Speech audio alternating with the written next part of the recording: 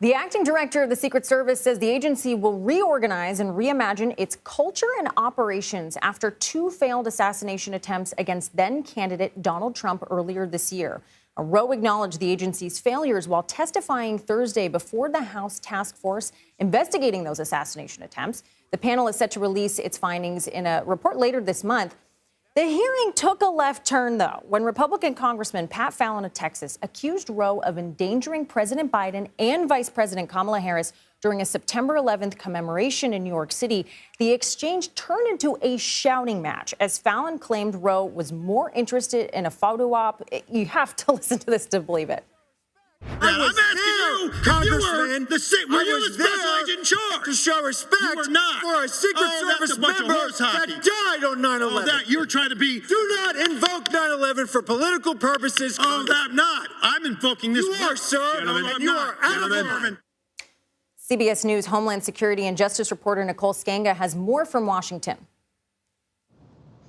The acting director of Secret Service, Ronald Rowe, under a magnifying glass as the House task force peppered him with questions, underscoring a lack of planning and training ahead of the president-elect Trump's campaign rally in Butler, Pennsylvania back in July. Now, lawmakers cited a lack of urgency, apathy, complacency among the ranks of the Secret Service, calling it a failed command climate. Chairman Mike Kelly likened communications on that day to a game of telephone.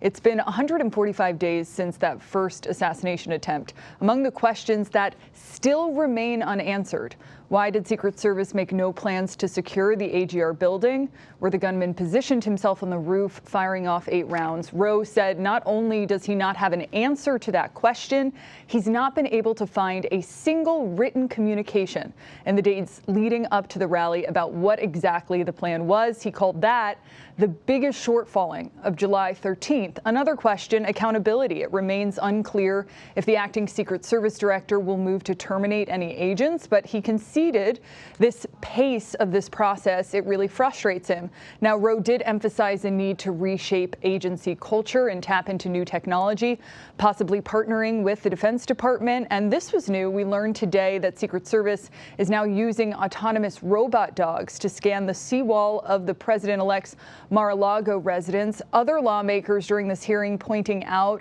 that the short runway that Secret Service has when it comes to training. About half of agents have less than 10 years of experience under their belt.